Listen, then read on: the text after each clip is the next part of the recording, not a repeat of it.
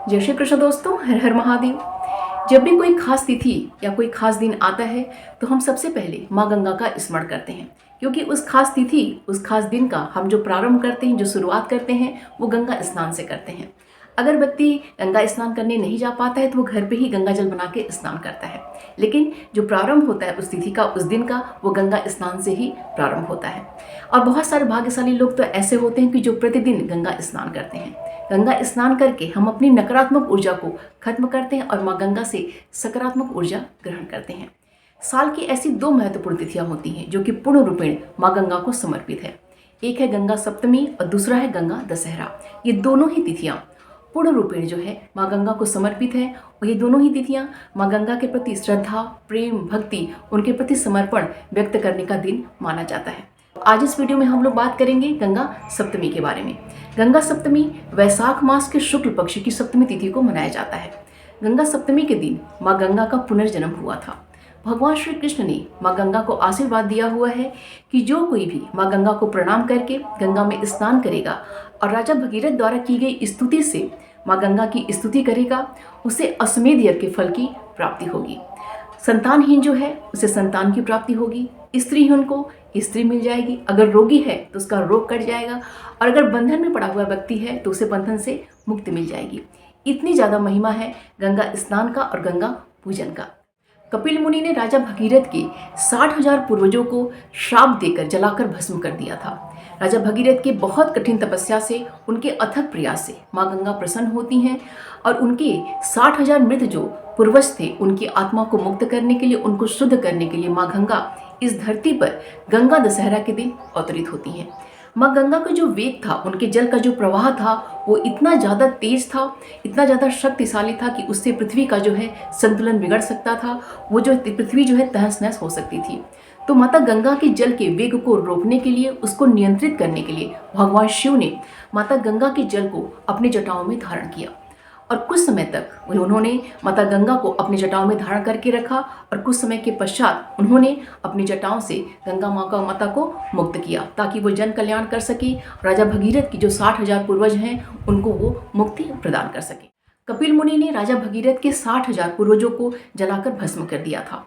तो जब भगवान शिव ने अपनी जटाओं से माँ गंगा को मुक्त किया तो माँ गंगा कपिल मुनि के आश्रम की ओर जाती हुई अपने तेज प्रवाह से, अपने शक्तिशाली वेग से उन्होंने रास्ते में पड़ने वाले ऋषि जानू के आश्रम को पूरी तरीके से नष्ट कर दिया, उसको तहस नहस कर दिया, जिससे ऋषि जानू बहुत ही ज़्यादा क्रोधित हुए और उन्होंने माँ गंगा के जो जल को उन्होंने अपने अंदर धारण कर लिया, उसको पूरा जो है उन्होंने पी लिया। एक तरीके से कह सकते हैं कि माता गंगा का जो है समस्त जल जो है वो समाप्त हो गया, उसका उनका जो अस्तित्व वहाँ से पृथ्वी पर से खत्म हो गया था। तो जब जानू ऋषि ने उनको अपने अंदर पूरा जो सोख लिया, उनको जो है ग्रहण कर लिया, तो इससे राजा भगीरथ जो हैं और अन्य देवी देवता जो है बहुत ही ज़्यादा चिंतित हो जाते हैं और ऋषि जानू को प्रसन्न करने के लिए उनकी स्तुति करते हैं और उनकी प्रार्थना करते हैं। और माता गंगा का अवतरण इस पृथ्वी पर क्यों हुआ है, उसका उद्देश्य वो ऋषि जानू को बताते हैं। तो राजा भगीरथ के प्रार्थना करने से, उनकी स्तुति करने से और अन्य देवी देवताओं की प्रार्थना करने से ऋषि जानू जो है प्रसन्न होते हैं और जन कल्याण के लिए राजा भगीरथ के 60,000 पूर्वजों की मृत आत्माओं को मुक्त करने के लिए उन्होंने माता गंगा के जल को अपने कान से जो है उन्होंने बाहर निकाल दिया, उनका माता गंगा को अपने कान से जो है मुक्त कर दिया। तो जब ऋषि जानू ने यह काम किया था तो उस दिन वैशाख मास के शुक्ल पक्ष की सप्तमी तिथि थी, इसीलिए इस दिन माता गंगा का जो है पुनर्जन्म कहा जाता है।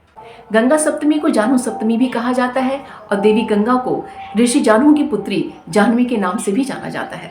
गंगा सप्तमी बहुत ही ज़्यादा पवित्र दिन माना जाता है। इस दिन भक्तगण जो है माँ गंगा को प्रणाम करते हैं, गंगा में स्नान करते हैं, माँ गंगा का पूजन अर्चन करते हैं और इस दिन जो है दान पुण्य का काम करते हैं और अपने पितरों के निमित्त जो है तर्पण का कार्य करते हैं, क्योंकि यह जो दिन होता है बहुत ही ज़्यादा पवित्र और बहुत ही ज़्यादा प्रभावशाली माना जाता है। इस दिन गंगा स्नान करने से जितनी भी चीज़ें हैं उनका पूजन करने से, दान पुण्य करने से, पितरों का तर्पण आदि करने से समस्त प्रकार के अनिष्टों का जो है नाश होता है।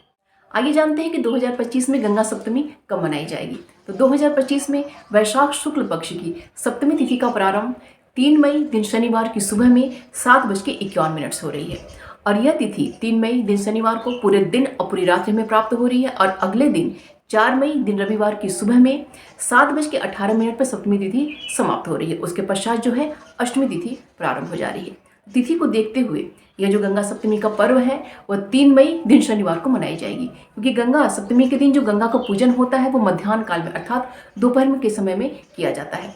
तो 3 मई दिन शनिवार को हमें मध्याह्न काल में दोपहर में जो है सप्तमी तिथि प्राप्त हो रही है, लेकिन 4 मई दिन रविवार को जो है दोपहर में हमें सप्तमी तिथि प्राप्त नहीं हो रही है। इसीलिए यह जो गंगा सप्तमी का पर्व है वो 3 मई दिन शनिवार को मनाई जाएगी।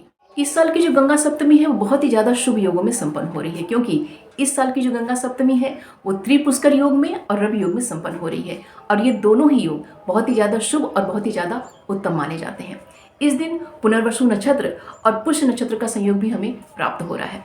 3 मई दिन शनिवार की सुबह में 7:51 से लेके दोपहर में 12:34 तक जो है त्रिपुष्कर योग है, और रवि योग का जो समय है वो सुबह में 5:21 से लेके दोपहर में 12:34 तक है।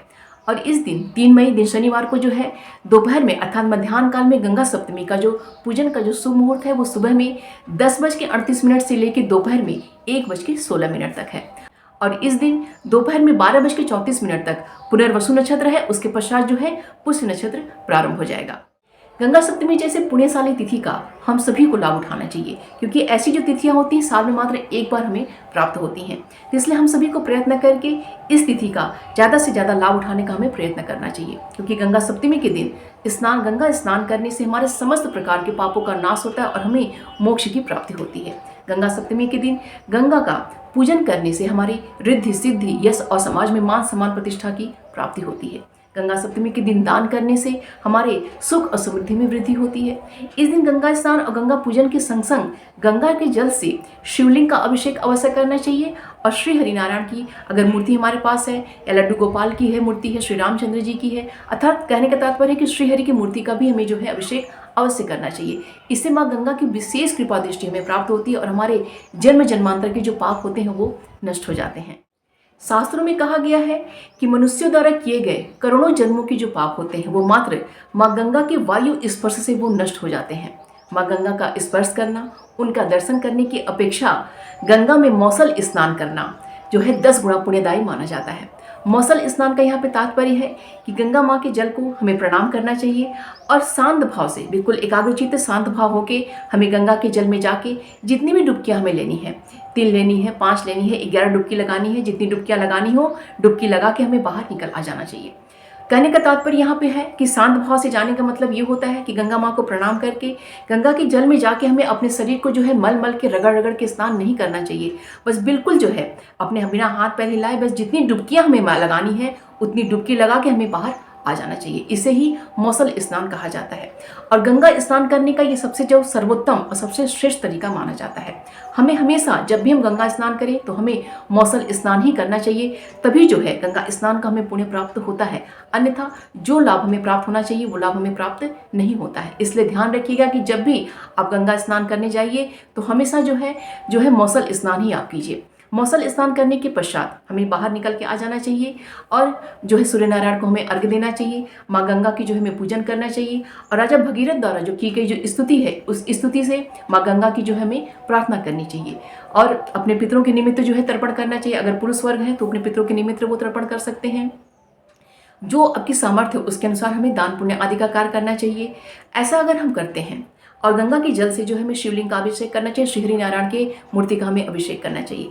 अगर ऐसा हम गंगा सप्तमी के दिन करते हैं तो हमें अश्वमेध यज्ञ के फल की प्राप्ति होती है और हमारे समस्त प्रकार की जो मनोकामनाएं होती हैं वो पूर्ण होती हैं।